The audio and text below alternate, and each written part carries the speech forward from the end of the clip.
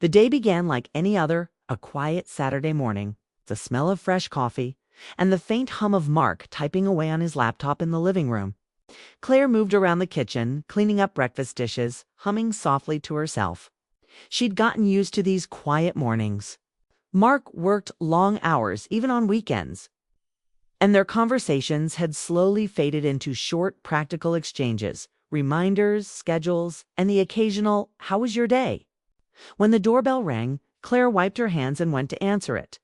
A tall man stood on the porch, his duffel bag resting by his feet, rain dripping from his coat. Before she could speak, Mark appeared behind her, his face lighting up with a smile she hadn't seen in months. "Ethan," he said, pulling the man into a hug.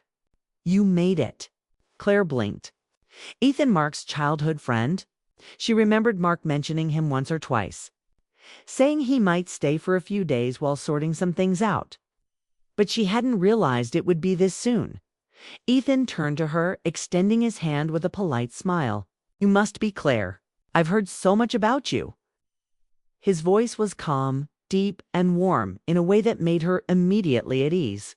She smiled back, shaking his hand. "Welcome. I hope the drive wasn't too bad." "Long, but I'm here," he said with a small chuckle. Mark helped carry his bags inside. And soon the house filled with the sound of old friends catching up. They talked about high school pranks, road trips, and the years that had slipped away too fast. Claire listened from the kitchen, feeling like an observer to a part of Mark's life she'd never really known. Ethan had a way of drawing people in, easy laughter, thoughtful pauses, stories that made you want to keep listening that night. After dinner, the three of them sat around the living room fireplace. The rain outside tapped gently on the windows. Mark eventually yawned and excused himself to bed, muttering something about an early meeting. Claire stayed a few minutes longer, tidying up the plates. Ethan helped without being asked. "You don't have to," she said. He smiled. "I like helping. Makes me feel useful." They washed dishes side by side, and it felt strangely natural to strangers finding quiet comfort in the rhythm of small chores. When they finished, Claire looked up and caught him watching the flames flicker in the fireplace. His face looked calm, almost thoughtful. "You've got a beautiful home," he said softly. "Thank you," she replied. "It's taken years to make it feel like one." "Mark's lucky," he said, turning toward her. "Not everyone gets to come home to something like this." The words were simple, but they stayed with her long after she went upstairs. The next few days passed easily. Ethan helped around the house, fixing small things that Mark had been too busy to get to. A loose cabinet handle, flickering porch light, a jammed window. He wasn't loud or intrusive, just present. He listened when she spoke, laughed at her dry humor, and thanked her for even the smallest kindness. Claire found herself looking forward to their brief conversations, the way he asked real questions, the way he noticed details Mark hadn't in years. But she reminded herself it was innocent. He was just a guest, a friend, nothing more. Then one evening, Mark came home later than usual, looking exhausted. "Long day," he muttered, grabbing a quick dinner and heading straight to his office upstairs. Claire stood at the counter, watching him disappear without a word of thanks or even a glance. The loneliness settled heavy in her chest. Ethan walked in a few minutes later. "Rough day?" he asked, for him. "Every day is," she said, with a weak laugh. He leaned against the counter. "What about you?" She hesitated. "I guess I've learned not to expect too much." He frowned. "You shouldn't have to say that." She tried to smile, brushing it off, but his words struck something deep. Later that night, she couldn't sleep. She went downstairs for a glass of water and found Ethan sitting by the window, reading under the dim light of a lamp. Couldn't sleep either. He asked. "Not really," she said, joining him. They talked for a while about life, about choices, about how things never turn out quite the way you expect. Claire found herself speaking more openly than she had in years. She told him about how Mark had changed after getting promoted, how their marriage had turned into a schedule instead of a partnership. Ethan listened quietly, never interrupting, never judging. When she finally stopped talking, embarrassed by how much she'd said, he gave her a small smile. "You deserve to be heard, Claire. Sometimes people forget that listening is a kind of love too." Her breath caught at that. Not because of what he said, but because of how true it felt. She excused herself soon after, heart racing as she climbed the stairs. She knew she'd crossed some invisible line, not with her actions, but with her emotions. She'd let someone else see her, the part of her that even her husband no longer seemed to notice. The next morning, she tried to act normal. She cooked breakfast, made small talk, and avoided looking at Ethan for too long. But it was impossible to ignore the way her pulse quickened when their hands brushed while passing a cup of coffee later that afternoon. Mark called from work saying he'd be staying overnight for a client dinner. It didn't surprise her anymore. She hung up, set down her phone, and stood by the window, watching the wind bend the trees in the yard. When Ethan came downstairs, he noticed her distant expression. "Everything okay?" She nodded. "Just tired." He hesitated before saying, "You don't have to keep pretending everything's fine." Something about his tone, soft, sincere, broke through her calm. She turned to him. "What am I supposed to do, Ethan?" "Walk away from everything I built." He looked at her for a long moment. "No, but maybe remember that you're still allowed to feel alive." Those words stayed with her long after he walked away. That night, a storm rolled in. Rain lashed against the windows, thunder echoing in the distance. The power flickered once, twice, then went out completely. The house fell into darkness. Claire lit candles in the kitchen, her heart oddly steady despite the storm. When Ethan appeared with a flashlight, their eyes met in the dim light. The air felt charged, not with fear, but with unspoken understanding. Mark was miles away, unreachable. The house was quiet except for the rain, and for the first time in years, Claire felt something she couldn't name. Not attraction exactly, but connection. Ethan helped her set more candles, their hands brushing occasionally. The silence between them wasn't awkward anymore. It was full of something deeper. He glanced at her once, and in that look, it was both restraint and recognition. When the power came back hours later, they both exhaled quietly, almost as if waking from a dream. Claire said goodnight and went upstairs, her heart pounding. In her room, she stared at her reflection in the mirror, a woman both frightened and awakened. She knew she hadn't done anything wrong. Yet something had begun, something she couldn't quite stop, something that felt both dangerous and inevitable that night. She dreamed of rain and candlelight, and of the quiet, steady gaze that had reminded her what it felt like to be seen, and though she tried to push it away in the morning light, she knew deep down temptation had already stepped inside her home. The morning after the storm, the air in the house felt different. Claire woke up early, hoping to shake off the restless thoughts that had kept her awake. She told herself it was just the weather, just a passing feeling. But deep down, she knew something had shifted. When she came downstairs, Ethan was already in the kitchen making breakfast. The smell of coffee filled the air, and the simple sight of him there, calm, thoughtful, quietly smiling, made her heart flutter in a way she hadn't felt in years.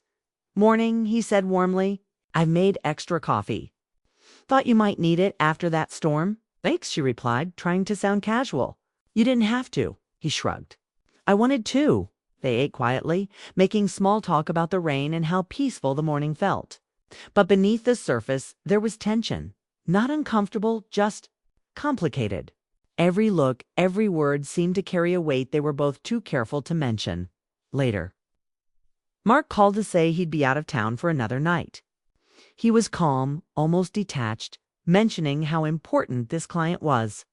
Claire told him to be safe and hung up, feeling the silence settle over her again. Ethan noticed her expression. "Everything okay?" he asked softly. She nodded. "Just work. He's staying another night." Ethan didn't say anything, but the understanding in his eyes was enough. They both knew what that meant. Another long evening in a quiet house that no longer felt like a home as the day went on. Claire tried to busy herself with chores, folding laundry, organizing shelves, watering plants, anything to distract herself. But Ethan was always nearby, helping without being asked, keeping the atmosphere gentle. When she dropped a glass, he caught her wrist just in time before the shards touched her hand. The touch was brief, almost accidental, but it sent a rush through her chest. "You okay?" he asked, still holding her hand for a moment longer than necessary. She pulled back slightly, nodding. "Yeah, just clumsy today." He smiled faintly, then went back to cleaning up the glass. It was nothing, a small, ordinary moment, but it lingered in her mind all day. That evening, they cooked dinner together. It wasn't planned. It just happened naturally. She started chopping vegetables, and he joined her, moving easily beside her as if they'd done this 100 times before. The radio played soft music in the background, and the rhythm of their movements filled the silence. When dinner was ready, they ate by candlelight again, not because the power was out this time, but because it felt calm, familiar. He told her about his past, how his last relationship had fallen apart because of distance and silence, the same kind that had crept into her own marriage. Claire listened, realizing how much they had in common, two people quietly longing for connection in lives that had become routine. After dinner, they sat by the fireplace again. The rain had returned, tapping lightly against the windows, and for a long while, neither of them spoke. Then Ethan said, almost in a whisper, "You ever feel like you're living beside someone instead of with them?" She looked into the fire. Every day. It was the first time she had said it out loud. The truth hung in the air, heavy but freeing. Ethan didn't respond right away. When he finally did, his voice was low. "You deserve to feel more than that, Claire." Her breath caught. She wanted to tell him to stop, to change the subject, but she couldn't, because part of her knew he was right. For years, she had been the one holding everything together, the house, the conversations, the quiet efforts that no one noticed.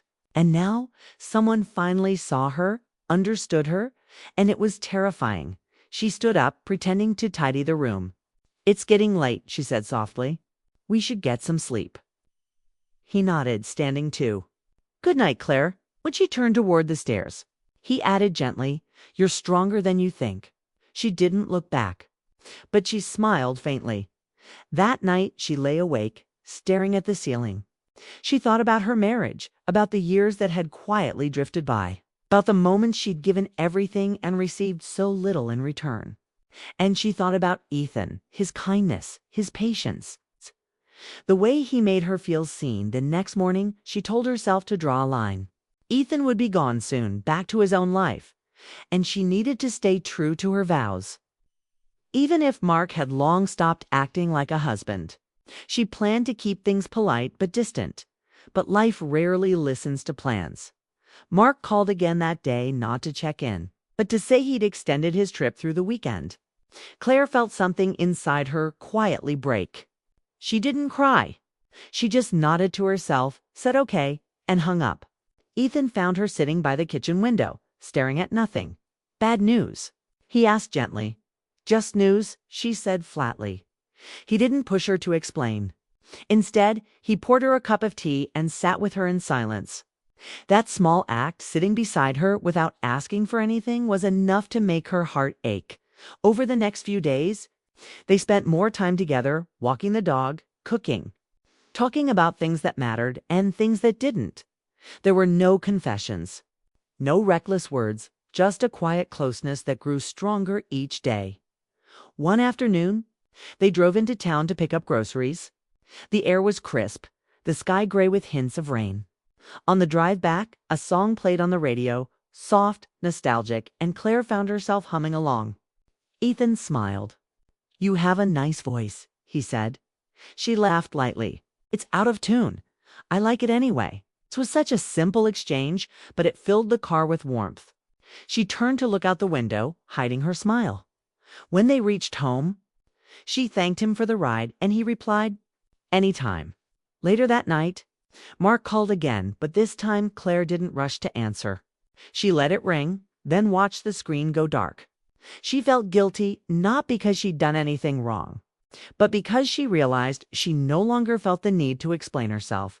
Ethan noticed her quiet mood and said, "You don't have to talk about it, but I'm here if you want to." She looked at him. Really looked at him, the calm eyes, the steady patience. And for the first time in years, she felt something she thought she'd lost. Safety. That night. They sat outside on the porch, wrapped in blankets as the wind moved through the trees. The silence between them was soft, peaceful. He told her how he'd lost touch with who he was, chasing goals that didn't make him happy. She told him how she'd forgotten what happiness even felt like at one point.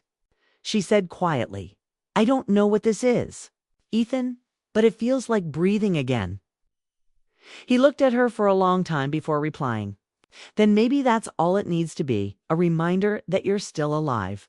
She didn't answer, but she felt her chest loosen, her heart open in a way it hadn't in years. As the night deepened, they said goodnight and went to their rooms. But Claire didn't sleep. She stood by the window, thinking about the line between right and wrong, how close she was to crossing it, how easy it would be. Yet, more than guilt, she felt clarity. What she wanted wasn't chaos or betrayal. It was connection, warmth, understanding. That next morning, she told herself she'd talk to Mark when he returned. She'd tell him how she felt, how distant they'd become. Maybe they could fix things. Maybe it wasn't too late. But deep down, she knew that even if they did, she would never forget how it felt to be seen again, to be understood by someone. You didn't owe her anything, but gave her everything through simple kindness. And though nothing had happened, not in the way people might imagine, something powerful had changed. The boundaries of her heart had shifted. She had tasted something she didn't expect, not passion, but presence. And once you taste that kind of truth, pretending you don't need it becomes impossible. When she went to sleep that night, she whispered to herself, "Tomorrow I'll decide what to do." But the truth was, the decision had already been made, not by her mind, but by her heart. When Mark returned home that Sunday evening, the house looked the same. Warm lights, soft music, the scent of dinner still in the air. But Claire felt like she was standing in a place she no longer belonged to. She greeted him with a polite smile, trying to ignore how distant his hug felt. It wasn't anger or resentment. It was indifference.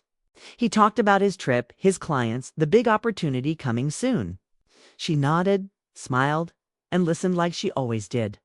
But for the first time, she realized how mechanical it all sounded.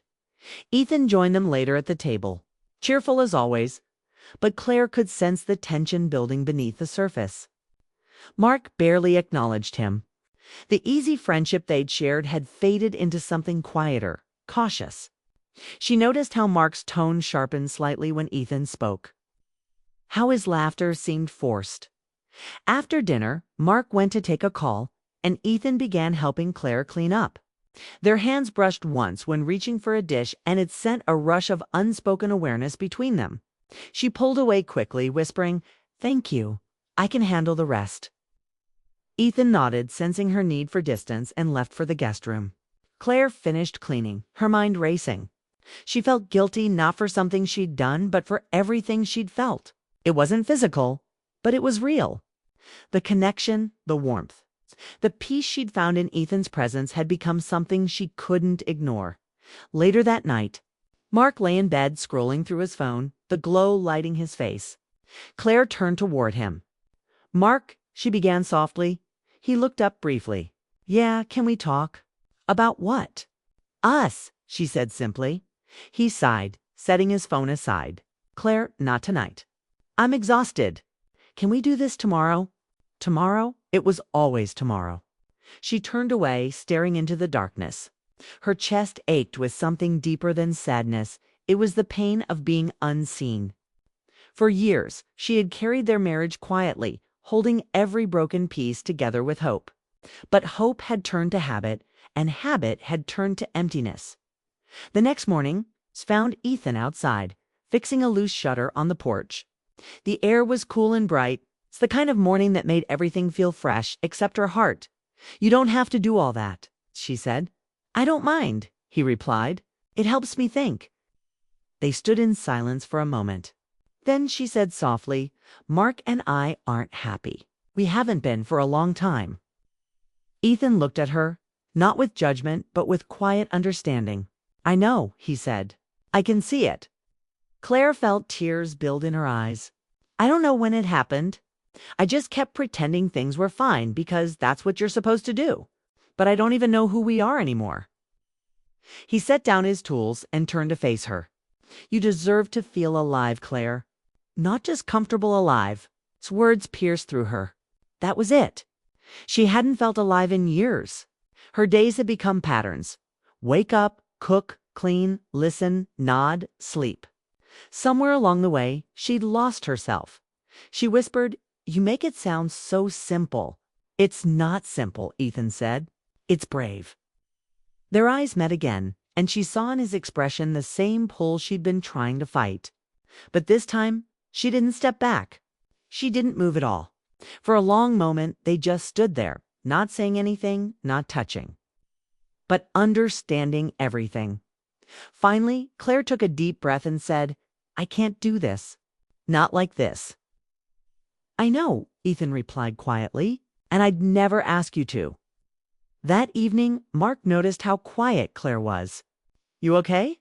he asked while eating dinner. She looked at him across the table. "Mark, do you ever think we stopped trying?" He frowned, trying. "What do you mean?" "I mean us," she said, her voice calm. "When was the last time we really talked about something that mattered?" Mark hesitated. "Claire, we've just been busy. Life happens." "No," she said softly. "That's not it. We stopped seeing each other long before life got busy." He set his fork down, his tone sharp. "Is this about Ethan?" Her heart dropped. "What? You think I don't notice?" "The way you talk to him, the way he looks at you." Claire straightened, her voice steady. "Nothing happened, Mark. But maybe it says something that you noticed it only now." He didn't respond. The silence that followed was heavy, full of years of unspoken words. After dinner, Claire went for a walk. The sky was dusky purple and the air smelled like rain. She needed space, clarity, something to anchor her thoughts. When she returned, Ethan was waiting by the porch steps, concern written across his face. "You okay?" he asked gently. She nodded faintly. "Just needed air." He hesitated. "Maybe I should find another place to stay for a while." Her heart sank, though she knew he was right. "Maybe that's best," she said softly. They stood there for a long moment, the weight of everything between them pressing like the stillness before a storm. Then Ethan said, "Claire, whatever happens, don't lose the part of you that woke up again. Even if it wasn't me. Remember what it felt like to feel something real?" Tears filled her eyes. "I'll remember." The next morning, Ethan packed his things. Mark left early for work, silent and withdrawn. When Ethan stepped to the door, he paused. "Take care of yourself," he said. "You too," she whispered. And then he was gone. The house felt emptier than before. Claire wandered through the rooms, each one echoing with silence. But beneath the ache, she felt something unexpected clarity. For the first time in years, she wasn't living on autopilot.